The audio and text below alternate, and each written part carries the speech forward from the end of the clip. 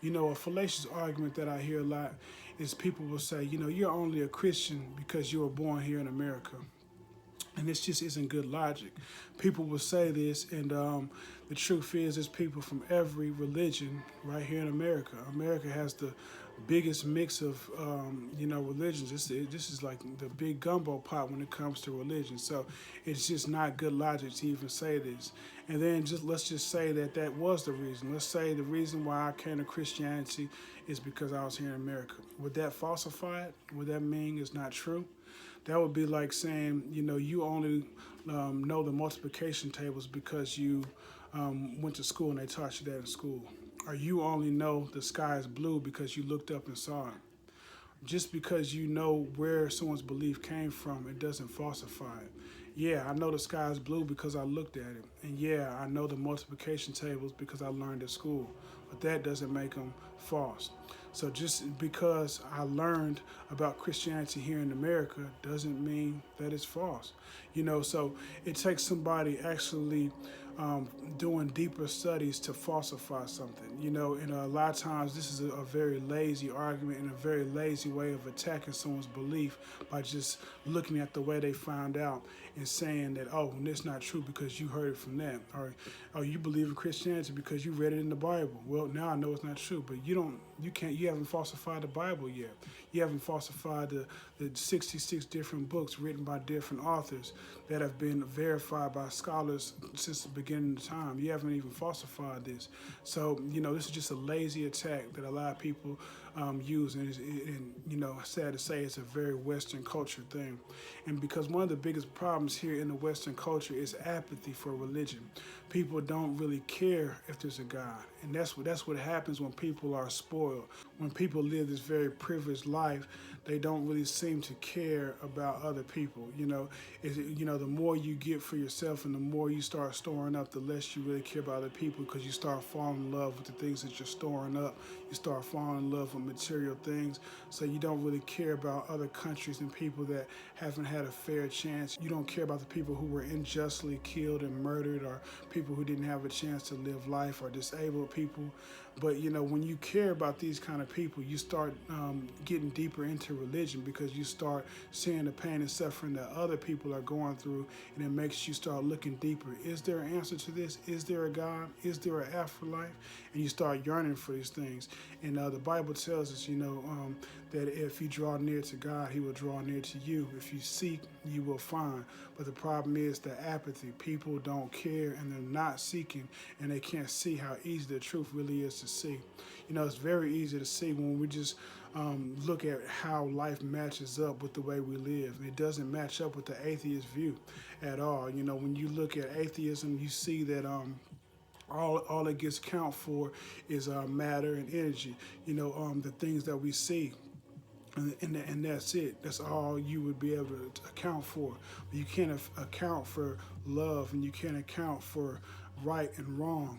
In order for these things to exist, there has to be something invisible that gave us these invisible qualities, these invisible mind, this invisible sense of love and justice. These things, in order to have them, would have to come from something that gave us these things. They're just like everything else we see in life. In order for an animal with legs to come about, they come from other animals that have legs. You know, mutations don't create completely new information. All mutations do is have a mixture of different information and mix it into another creature. So you're not going to have a worm squirming on the ground all of a sudden give birth to a worm that has legs. Where would the information to make these legs come from? It just wouldn't be there. So a lot of times we just take for granted things like being able to love and being able to use logic and to use words. These are things that monkeys can't do. Even the whites around our eyes are things that monkeys don't have. All these things are new informations that aren't in any other creature. So for us to have them shows us that we had to be given to them by something that also has this ability, or by the Creator that has all the information all at once and is able to make these things. So this is why when I live my life and I live live my life, and I believe in true morals, and I believe in right and wrong, and I believe in love. So in order to believe in these things, I would have to be making them up in my head to be an atheist, and I don't believe I am. I believe these are real solid things. So it makes more sense in life for me to believe in something spiritual. So why not, Islam? Well, to me, that's a very simple one.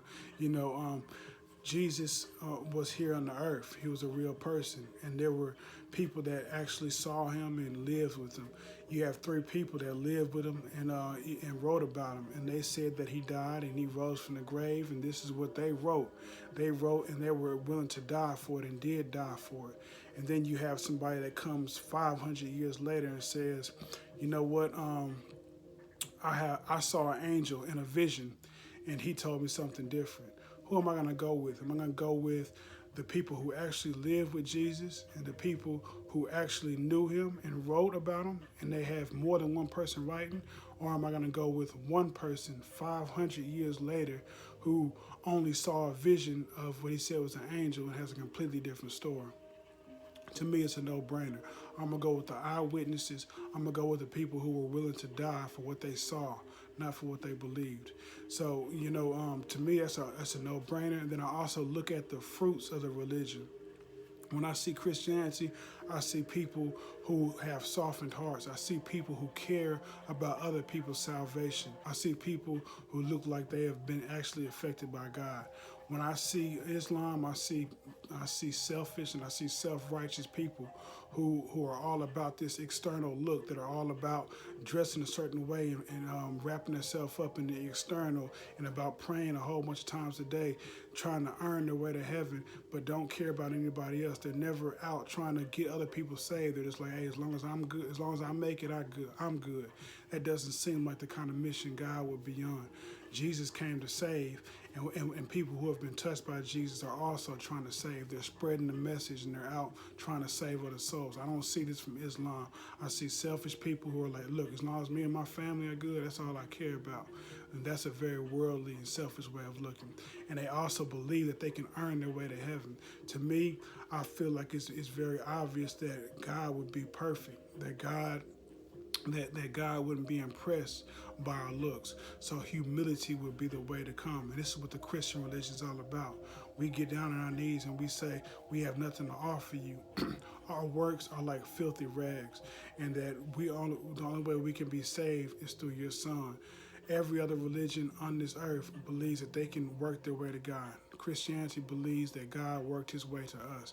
God sent his Son. God came in the flesh here on earth to save us. So to me, you can't go wrong with humility, and no religion embraces and embodies humility like Christianity does. So I believe that there's no question at all in my mind what is logically and what is spiritually the answer to all the questions in life. Where we came from, who we are, what our purpose is. All these things are answered in Christianity. They can't be answered with atheism. They can't be answered in Buddhism. Buddhism has no answer for these questions. It is all about, just trying to find a way to be happy. And I believe there's way more to life than that. I believe we should care about other people. We shouldn't care about being enlightened and being happy and just ignoring other people's problems. I believe we should find a way to save souls. And I believe that our souls are very real. And I believe there's more to life than what we see right here, because I experienced it. I experienced love.